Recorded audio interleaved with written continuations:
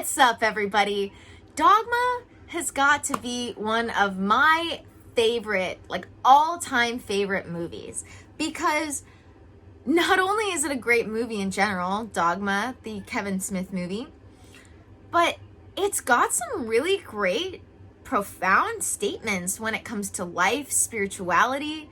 And so, though I have talked about one of them at least before, I was watching Dogma the other day and thought how great it would be to do just a video in general about all of the amazing things that Dogma talks about in the movie that they just drop in there amongst everything else.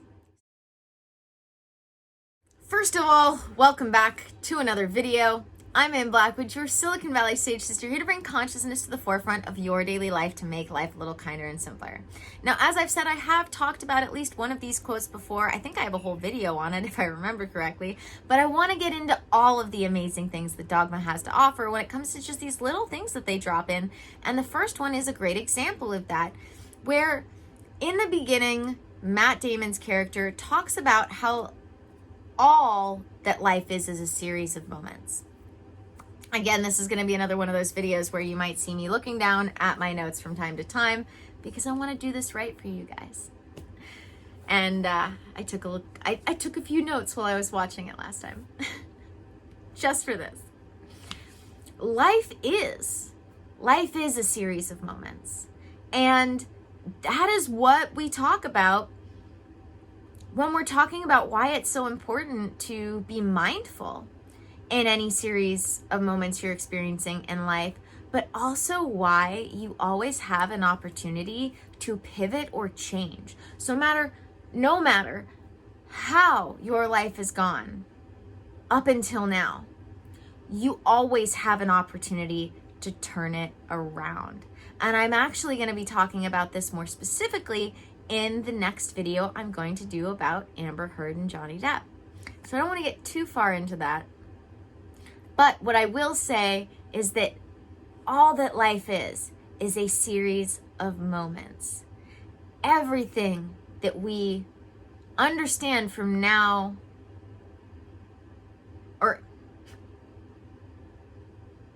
let me correct that. Everything we understand now is based on our perception of the past that we've experienced. So we really want to make sure that we've healed from everything that we've experienced up to now, and then consciously decide with the realization that we can change at any moment, no matter what's happened, to be present, conscious, and proactive about our life from here on out. So, in this same conversation, they get into the idea of how strong someone's faith and belief is. This is all happening while Matt Damon is talking to the nun, convincing her that she doesn't need to be a nun anymore and that she should take the money that she's collected and go buy herself a nice dress. So I find this a really interesting commentary, especially nowadays, although apparently it was relevant even back then, on how easily someone can change their belief system based on any single story. Because it is the stories we tell ourselves that is what our belief systems are developed out of. And just one story, just one compelling story can change the rest of our life if our faith is weak, if our belief systems are not built on that strong foundation of actually well thought out moments, well thought out thoughts, and even sometimes concrete evidence for what we believe.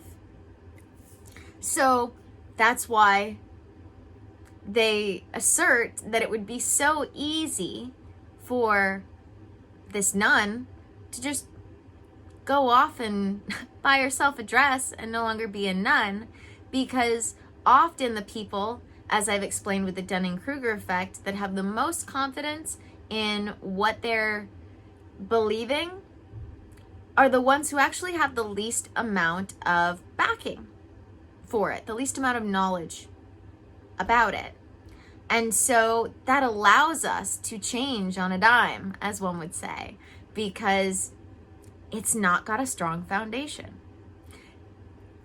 Again, this is why it is so important to have a strong foundation to what is going to be your belief system, because your belief system dictates everything you do in life, and it especially dictates what you do. It especially affects what you do on autopilot. What we do on autopilot is 100% controlled by our strongest beliefs. So that's why we want to pick our beliefs rather than just let other people tell us what our beliefs are. Let's see, what's next? Well, in my notes here, it says the average people want to, yes, okay. The average people want to hear the good shit. So I wanted to get into this because it's true. The average person doesn't want to hear about what they have to do that's going to be hard or difficult. George Carlin's character talks about this.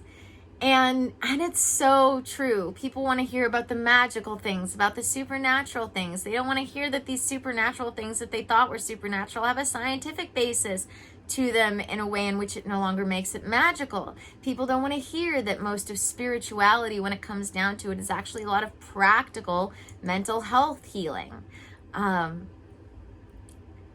Most people don't want to hear about what they don't consider the good shit. Most people want to hear about only what they consider the good shit. And so I really liked the fact that they threw this in there, because I relate to this a lot, because I am constantly talking to people about the services that I offer one-on-one. And at the end of the day, one of the things that I really like to convey to people is that a lot of the spiritual healing that we do has practical basis. A lot of the things that we think are deeply spiritual actually have a lot of practical work. And at the end of the day, it starts with healing. It starts with healing. And then you can get proactive about your health. But a lot of people don't want to face the things that they've left unhealed. That's why they've left them unhealed. And so this statement has always really stood out to me. The average person only wants to hear the good shit. And it's true, but sometimes we have to deal with all of it, because life is a series of polarities. And we can't get around that. What we can do to make our lives better, more healthy, happier on a regular basis, that we can do that. We can start to get proactive and therefore make life happier in general. We have to start with the healing. We have to start with the tough stuff, because you got to clean up the mess before you have a clean space. What next? Yes. Now this is where we get into the conversation at the strip club with Selma Hayek, her character, and the other main characters in the movie at this point. And one of the first things she says is she talks about how the people who hold the pens added their own perspective. And I feel like this is a really, really important I feel like this is really important to consider when we are reading any sort of religious or spiritual doctrine, which is why I don't work from just one. Although I have been teaching A Course in Miracles regularly, I also stopped to consider the fact that A Course in Miracles, because of the time it was written, talks about God, Jesus, the Christ mind in a very specific way. But I also know from all of the religious texts that I've read, from all of the spiritual studies that I've studied over the years, including being a Rosicrucian, that they all have common things that tie them together. So at the end of the day, that's why I say God, source, spirit, cosmic consciousness, higher self. Because for the most part, all of those things refer to the same thing.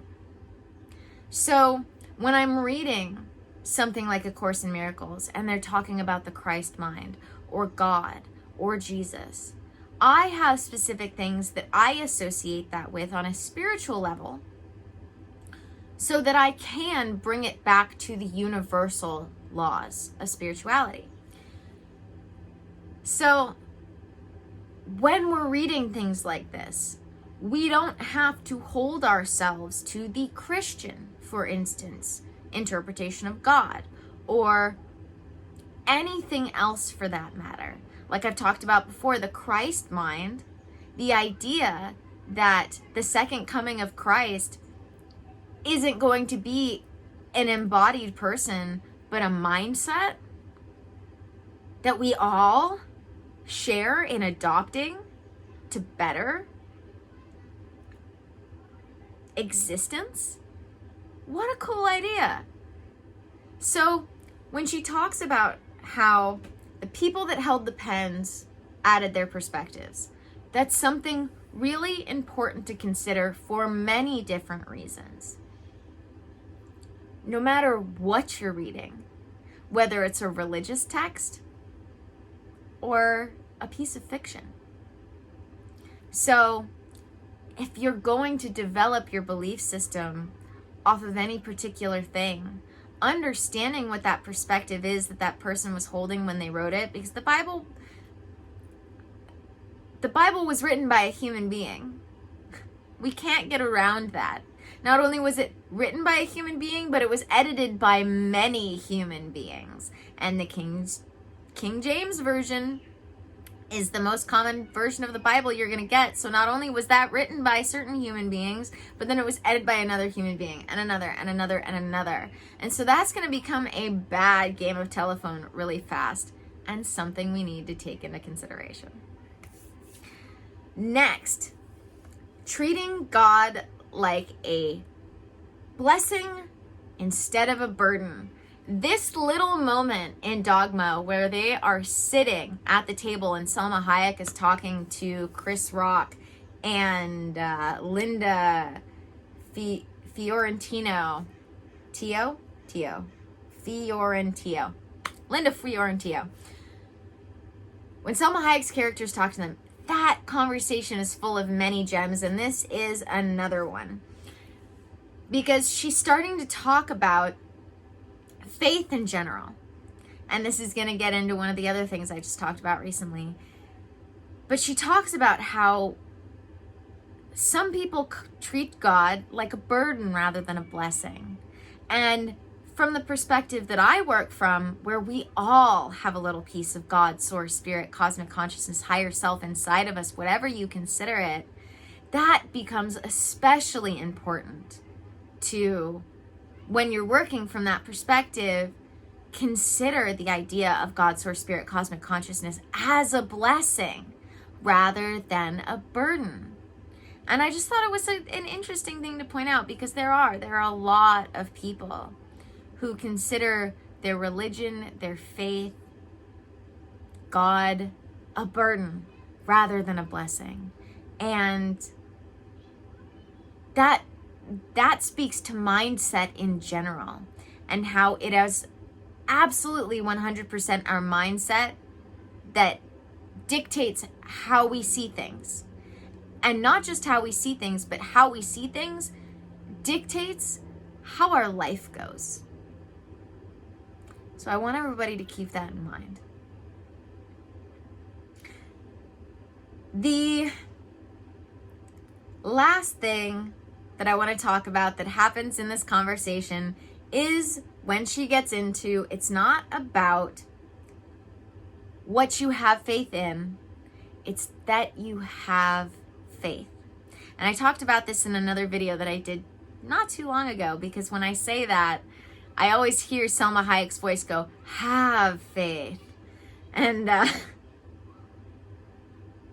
always really sticks out to me. Because it's true. At the end of the day, it's not about what you have faith in. It's that you have faith. Whether or not you believe, like I do, that there is a little part of us that is God, source, spirit, cosmic consciousness. That faith that we have in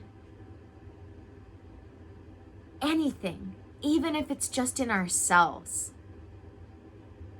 is the number one thing that will move you through life optimistically rather than pessimistically. So having that faith in something, anything, like I said, even if it's just yourself, changes your life for the better in a way that nothing else can. We all have that spirit aspect of ourselves, whether that is a divine entity that we take into consideration possibly existing, or just our purpose in life. Having that faith, having that ability to suspend your belief even for a moment also connects to your willingness to be open-minded. And that is going to absolutely affect your life in ways that you wouldn't even realize until you started to notice them individually. Now, for the piece de resistance, the one that I always like talking about the most, is when Chris Rock's character Rufus talks about how it's better to have an idea than a belief. Structure is the word that he uses. It's better to have ideas. You can change ideas. Changing a belief is trickier. We are all going to have beliefs and belief systems. That's how our mind works. That's how our lives are navigated at the end of the day. But that said, we can absolutely allow ourselves to be open-minded to whether or not something is a concrete fact objectively to us, or if we're open to being swayed based on the evidence that we are given. Because there are lots of things that we have in our lives regularly that we've decided are concrete facts that are not concrete facts. And you would be surprised how often you think you know something that is completely wrong. So in general, approaching life from this perspective of, I have a good idea. I'm not going to make it a belief just yet because I don't have enough concrete evidence to do so, but I've got an idea and it's a good idea. This concept, so important to navigating how we live our lives, how we navigate the world. Because when you can be that open as to not feel like things have to be black and white, concrete, all the time, you can have this free flow of ideas which are open to interpretation at any given moment, rather than these beliefs that are concrete within us. When we allow ourselves to do this, we open in general. And,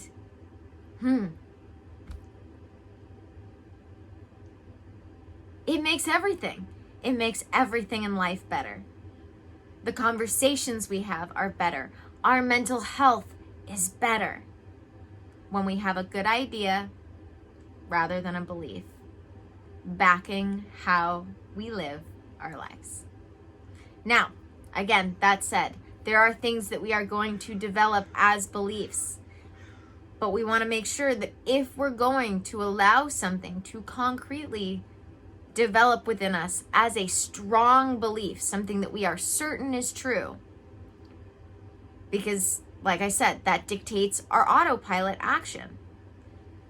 What we believe to be, what we truly believe to be true, not what we have an idea of. This is where you can start to really understand the difference. Not what we kind of have an idea of, but what we truly believe to be true. That dictates what we do when we're not thinking about it.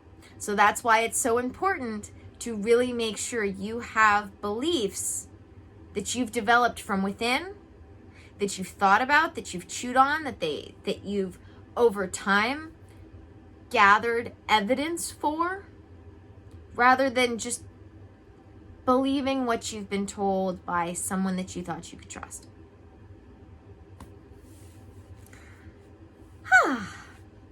Last but not least, free will allows us to ignore the pain that is the absence of divine presence.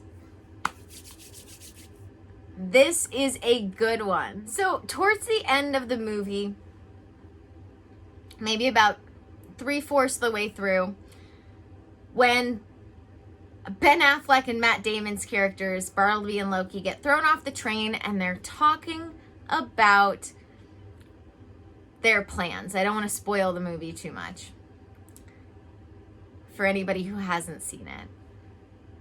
At some point, they have this conversation where they talk about how humans were bestowed with free will.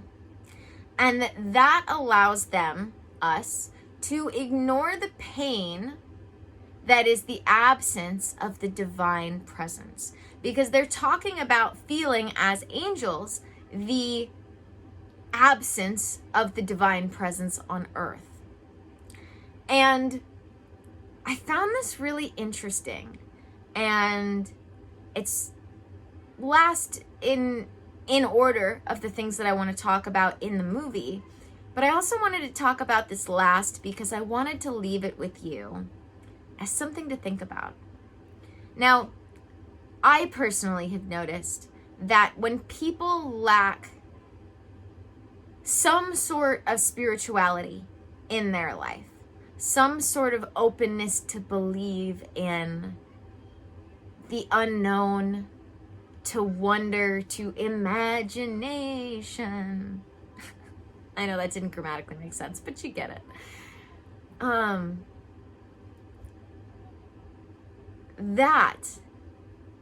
That is a hole in us that we desperately try to fill with other things when it's not appropriately filled naturally with spirituality or religion. Some sort of divine belief, faith in the unknown, openness to the unknown. And it really reminds me of when I talk about how we as human beings have a tendency to think that we're okay, think that we're happy, because we think we're comfortable in an uncomfortable situation because we can get used to an uncomfortable situation. That doesn't make us any more or less happy. That doesn't make us any more or less comfortable.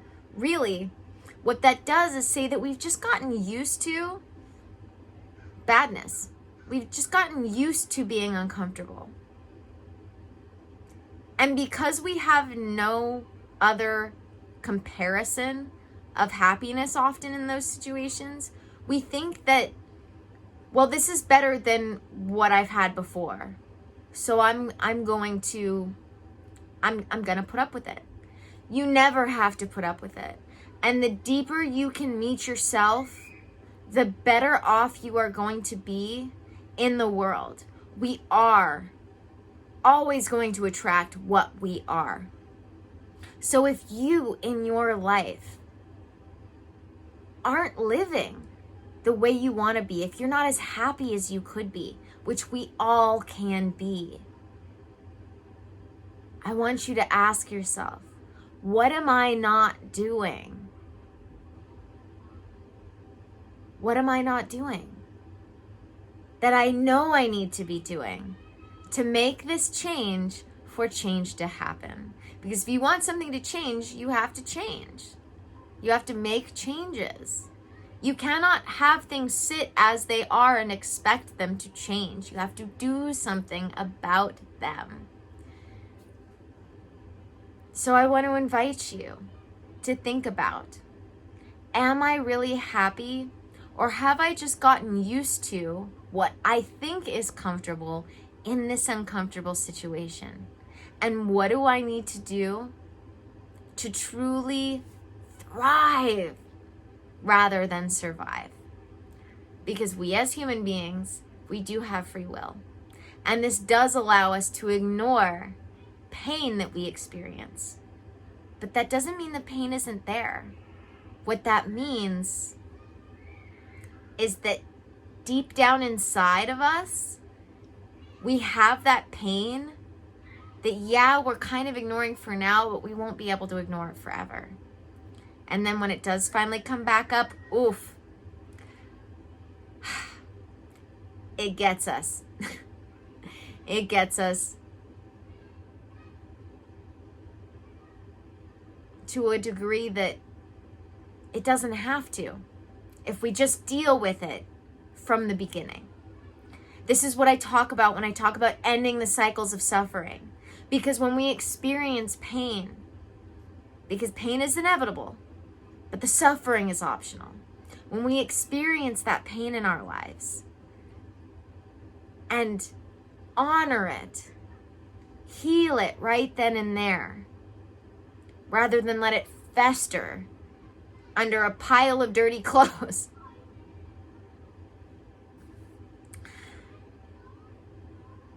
We don't have to experience the suffering that we've been experiencing.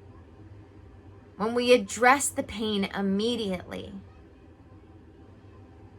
we can heal it immediately. And when we heal it immediately, we can then get back to being proactive with our life, mind, body, and spirit health, and then not have to have so much of that pain in our lives. Because though the pain is inevitable, the more you get proactive in mind, body, and spirit, the more you can prevent those moments of pain from happening as often. You might experience it a little bit. You might experience them once in a while, but you don't experience the pain even as often when you're willing to heal all of that pain that you've been holding on to, whether you realize you're holding on to it or not. And then learn to proactively heal and get proactive about your overall mind, body, spirit health so that you can truly start thriving. Be healthy, be happy more often than not. Thank you guys for joining me for another video. In general, this movie has an amazing cast of actors that I feel is so underrated. Ugh. Alan Rickman, George Carlin, Salma Hayek, Chris Rock, Jason Lee, Linda Fiorentino, Matt Damon, Ben Affleck, Jason Mewes, Kevin Smith, Alanis Morissette. Ugh. If you haven't seen the movie Dogma by Kevin Smith, you've got to see it. Oh, so good. So good. Love it. And the actors in that movie are just, oh, they're amazing. They're so amazing. So, go check that out, however and wherever you can. I'm going to say it one more time. Don't forget to subscribe. I've got that custom URL.